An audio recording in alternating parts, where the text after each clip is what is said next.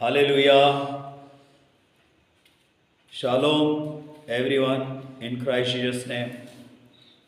मैं परमेश्वर के दास होने के नाते आज भी आपको परमेश्वर का वचन सीखने के लिए स्वागत करता हूँ। आज का हमारा विषय है पवित्र आत्मा का बपतिस्मा कौन पा सकता है और कैसे पा सकते हैं।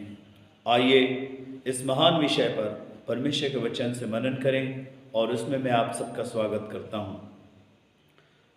प्रेरितों के काम उसके दूसरे अध्याय और उसके 37 से 39 वचन के बीच जब हम पढ़ते हैं, हमें परमेश्वर का वचन बताता है, तब सुनने वालों के हृदय छीद गए और वे पतरस और शेष प्रेरितों से पूछने लगे, हे भाइयों, हम क्या करें।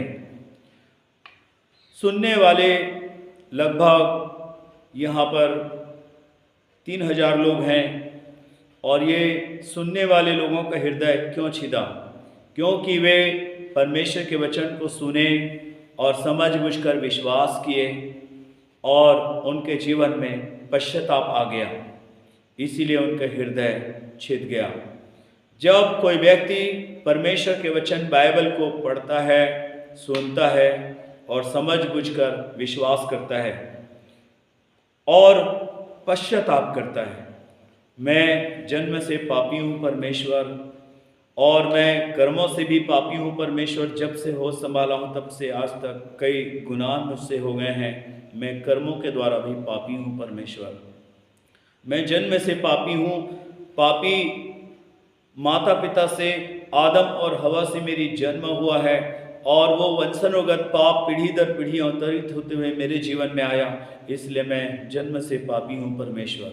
और आपको धन्यवाद देता हूँ परमेश्वर, आपने अपने इकलौते बेटे यीशु को इस दुनिया में भेजा और वो मुझे उस वंशानुगत पाप से, कर्मगत पापों से मुक्त करने के लिए अपना लहू क्रूस पर बहने दिया और उस लहू के द्वारा मुझे शुद्ध कर, उस लहू के कारण मुझको क्षमा कर और उस लहू के द्वारा मैं आज़ाद रहूं परमेश्वर सब पापों से, उस लहू के द्वारा सब पापों से मैं बचा रहूं परमेश्वर।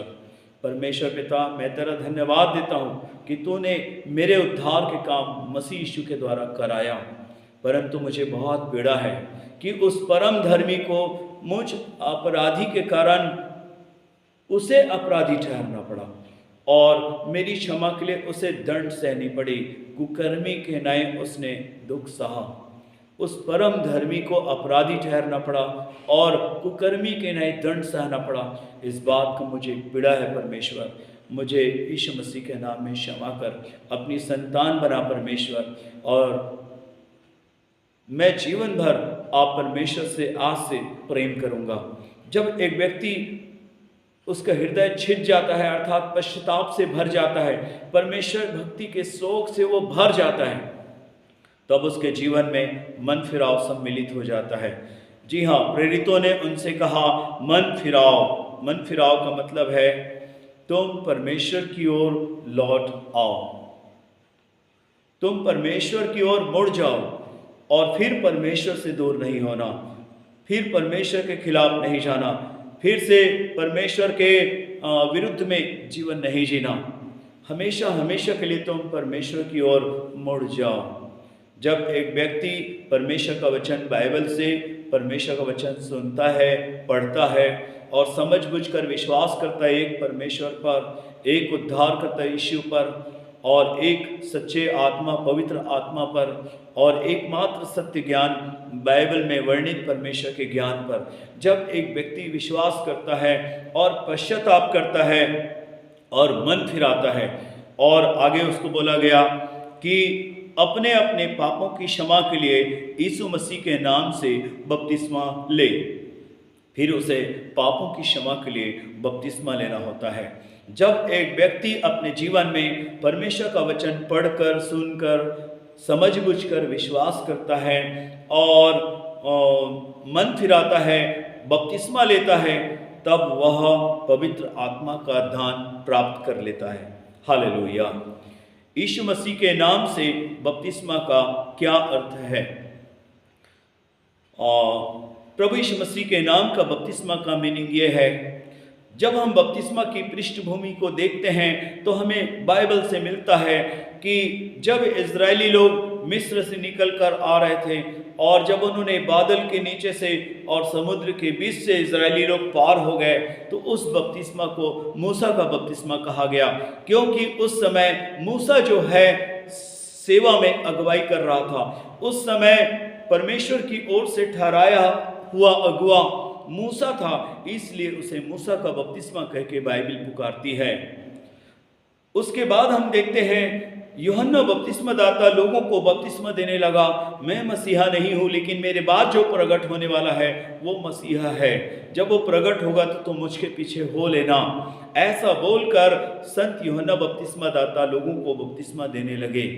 उस समय जो सेवकाई में अगुआ था उसका नाम यूहन्ना था, इसलिए उसे यूहन्ना का बपतिस्मा कह के कहा गया। जब प्रभु यीशु मसीह सेवकाई आरंभ करते हैं, यूहन्ना बपतिस्मा दाता जेल चले जाते हैं और इधर प्रभु यीशु मसीह सुसमाचार प्रचार की सेवकाई की शुरुआत करते हैं। यीशु मसीह के चेलों में से कुछ चेले यूहन्ना बपतिस्मा दाता से बपतिस्मा ले चुके थे, इसलिए यीशु मसीह के बाकी चेलों को उन बपतिस्मा पाए हुए चेलों ने बपतिस्मा दिया और सारे चेले मिलकर यीशु मसीह के पृथ्वी पर के सेवा काल में जितने लोग विश्वासी हुए, मन फिराए, उनको इन चेलों ने बपतिस्मा दिया। प्रभु यीशु मसीह के अगुवाई में जो बपतिस्मा का सेवकाई हुआ वो पिता, पुत्र और पवित्र आत्मा के नाम से बपतिस्मा होता था।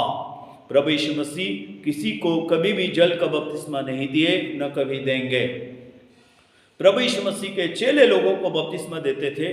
प्रभु यीशु मसीह वहां पर विद्यमान रहते थे, उपस्थित रहते थे और यीशु मसीह के सामने यीशु मसीह के चेलों के द्वारा जो बपतिस्मा दिया गया वो बपतिस्मा पिता, पुत्र और पवित्र आत्मा के नाम से बपतिस्मा दिया गया था। इसलिए उस बपतिस्मा को यीशु मसीह के नाम का बपतिस्मा कह के कहा गया है।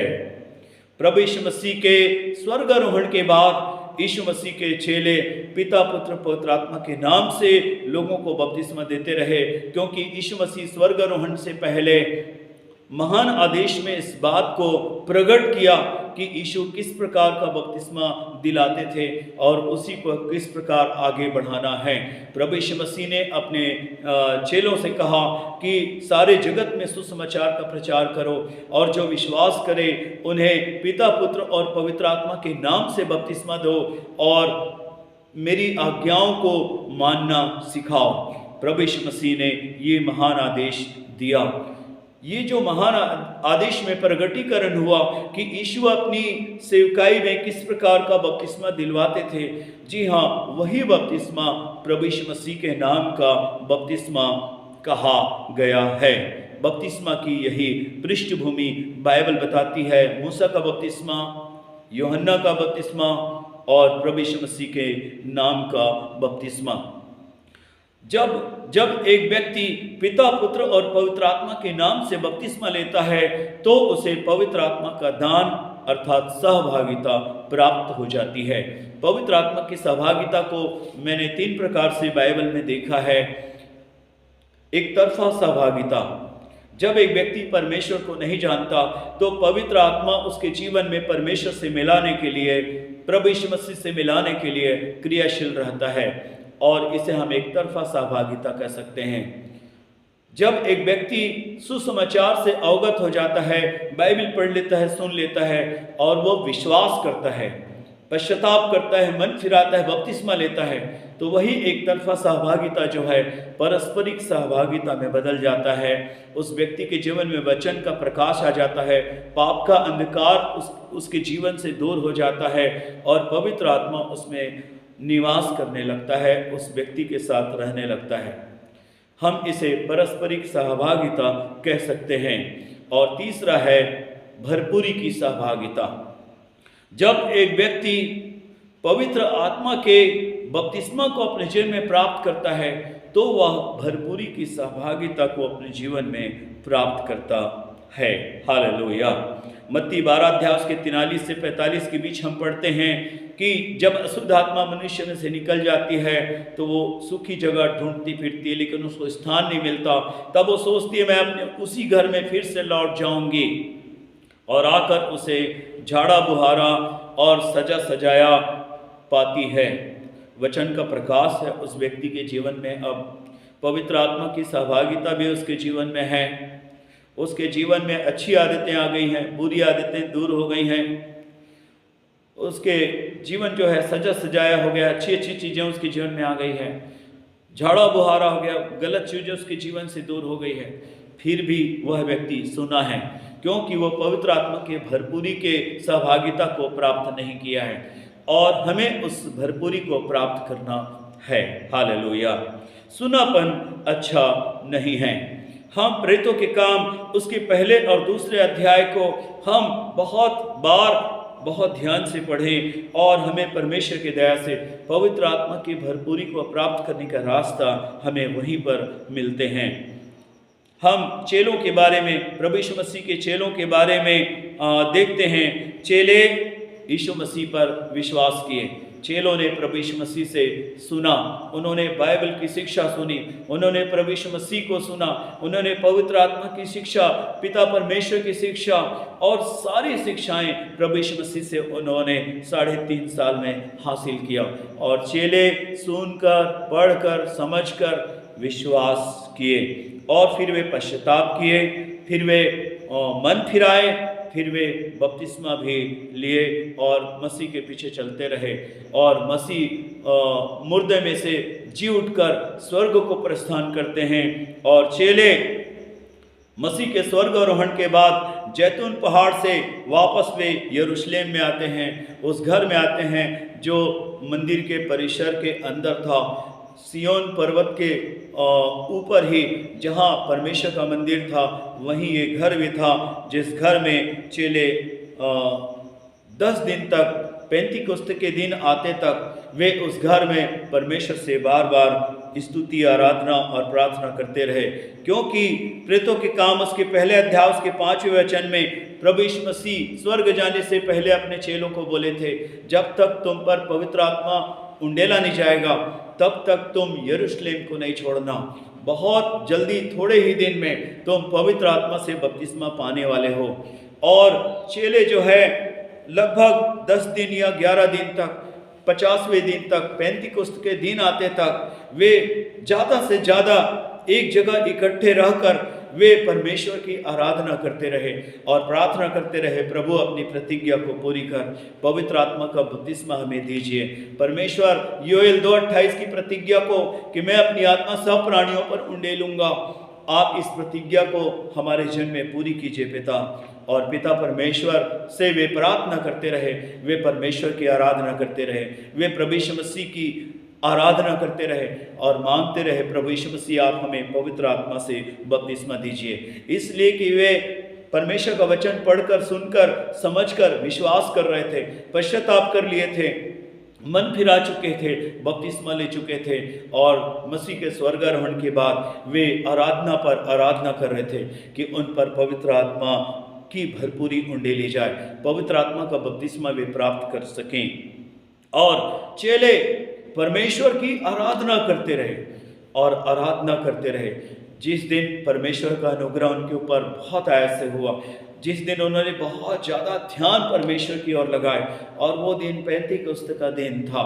इसलिए पेंतीकोस्त का दिन था इसलिए उंडेला गया, ऐसा नहीं है। उस दिन इन्होंने परमेश्वर की दया से परमेश्वर के साथ बहुत गहराई से एक हो गए, और परमेश्वर को ऐसा अवसर मिला, प्रभु यीशु मसीह को ऐसा अवसर मिला कि वो अपनी प्रतिज्ञा को पूरी करे, और परमेश्वर ने अपनी आत्मा उंडेल दी, और प्रभु यीशु मसीह ने पवित्र आत्मा से 120 लोगों को बपतिस्मा दे दिया।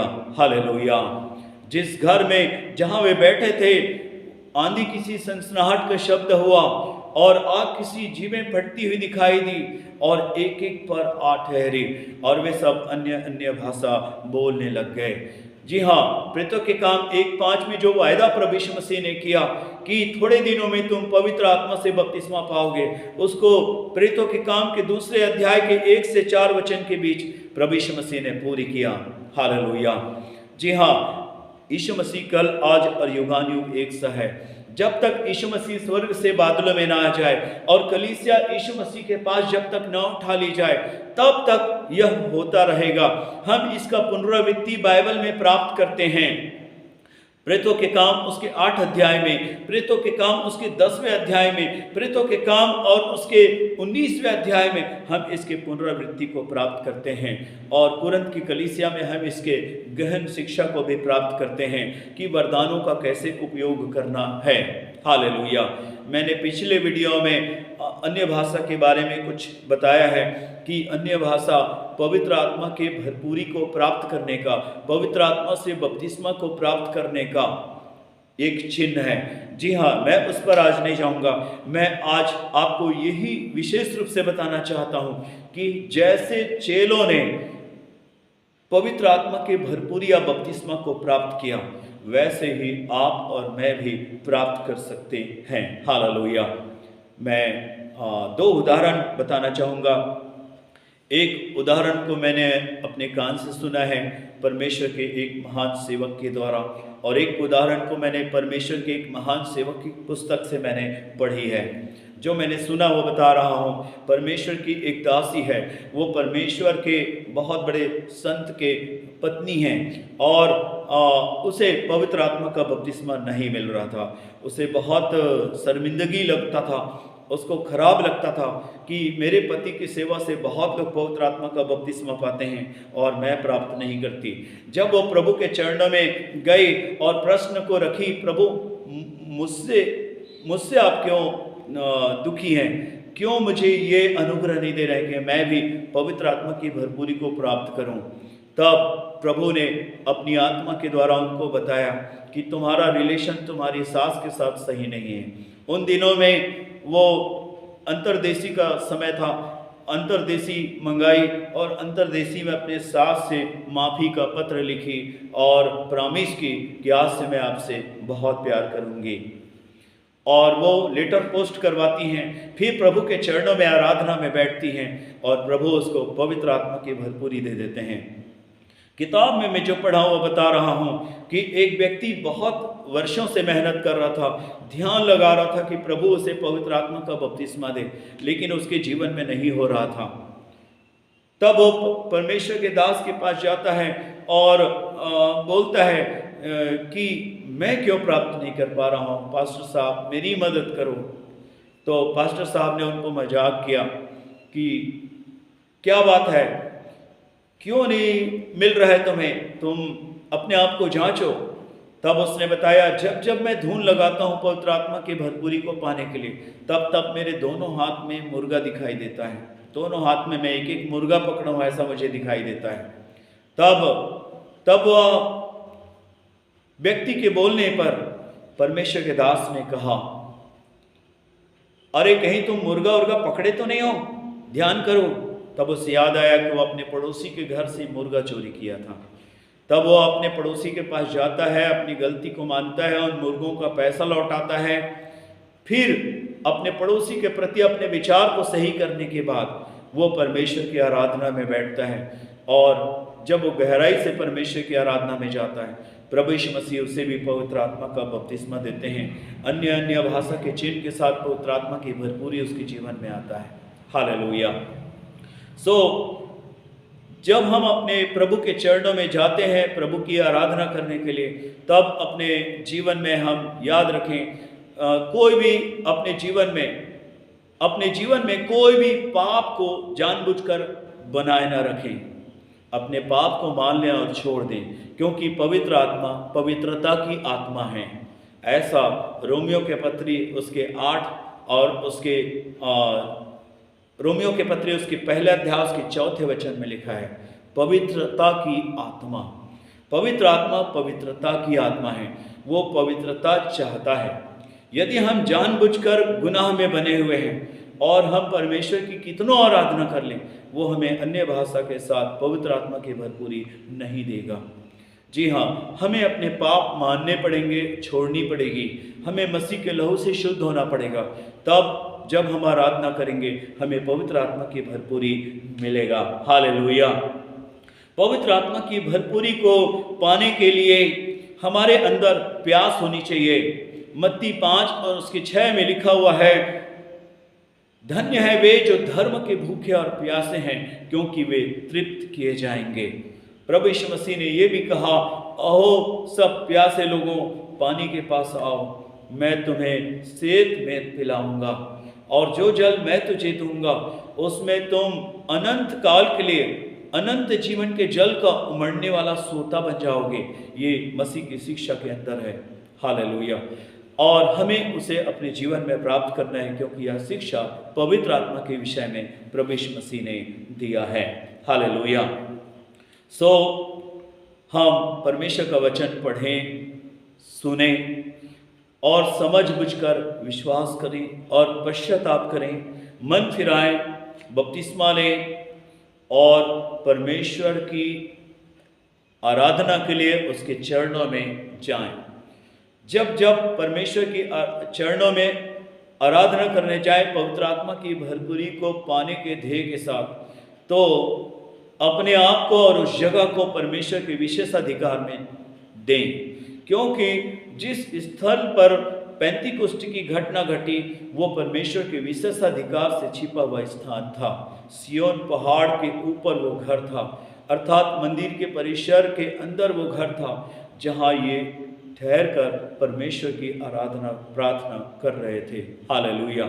सो मेरे प्रियो, हम परमेश्वर के विशेषाधिकार में अपने आप को और उस जगह को दें, मसीह के लहू से अपने आप को उस जगह को शुद्ध करें, परमेश्वर की उपस्थिति और बाड़ा को बांधें, फिर परमेश्वर की गहरी उपस्थिति को मांगें, उसकी उपासना करें और कहें, प्रभु मुझको पवित्र आत्मा का बपतिस्मा दीजिए यीशु मसीह, और उसकी आराधना गहराई से करें। और जब हम उस जगह में पहुंच जाएंगे जहां प्रभु चाहता है कि हम पवित्र आत्मा का बपतिस्मा पाएं, हमें प्रभु यीशु मसीह अपने आत्मा की भरपूरी दे देंगे। हमारी बुद्धि कार्य नहीं करेगी, परंतु हमारी आत्मा पवित्र आत्मा की सहायता से और हमारे होठों से, हमारे जीभ से, परमेश्वर की दया से हमें ऐसी सामर्थ्य मिलेगी पवित्र आत्मा के द्वारा कि हम अन्य अन्य भाषा बोलने लग जाएंगे। हालेलुया। सो मेरे प्रियो, ये परमेश्वर की दया से होना चाहिए। ये मेरे साथ हुआ है। 12 मई 1996 की रात मेरे जीवन में हुआ है। जब मैं परमेश्वर की आराधना कर रहा था, मेरे ऊपर बल से पवित्र आत्मा उतरा और मैं अन्य अन्य भाषा बोलने लग गया। हालेलुया। मैं परमेश्वर को आदर देता हूँ। और इसी प्रकार हम 12 भाई थे और उसमें से 11 लोगों ने इस अनुभव को प्राप्त किया। परमेश्वर आपको क्यों नहीं देगा। हालेलुया। पवित्र आत्मा की बपतिस्मा की मांग करें, परमेश्वर की उपस्थिति में भर कर, परमेश्वर की उपस्थिति में छिप कर और उसकी स्तुति करें। ये जरूर हमारे जीवन में होगा। प्रथम शताब्दी में कलीसिया 10 दिन तक ऐसा ही करती रही। पुनरुत्थान के एक दिन पहले सप्ताह का दिन था और सप्ताह के पहले दिन पुनरुत्थान हुआ और 7वां सप्ताह या रविवार ही पेंतीकोस्त का दिन है। 40वें दिन मसीह का स्वर्गारोहण हुआ और वापस आकर चेले उपरौठी कोठरी में जो मंदिर के पास ही था प्रार्थना में लग गए। फिर सुलेमान के ओसारे में कलीसिया इकट्ठी होती रही, फिर प्रार्थना और स्तुति करते रहे। जी हाँ, ये क्रम चलता रहा। परमेश्वर को हम आदर देते हैं। सो मेरे प्रियो, हम अपने जीवन में ये स्वीकार करें कि मुझे भी परमेश्वर की दया से प्राप्त करना है। तो जो काम चेले प्रथम शताब्दी में किए वो आज हम करें, और जो काम प्रभु यीशु मसीह पेंतीकोस्त के दिन किया उसे प्रभु यीशु मसीह आज भी करेंगे। ये बाइबल का आश्वासन है मेरे लिए और आपके लिए। सो परमेश्वर को धन्यवाद। छोटी प्रार्थना करते हैं। महान परमेश्वर यहोवा, प्रभु यीशु के नाम से हम आपको प्रणाम करते हैं।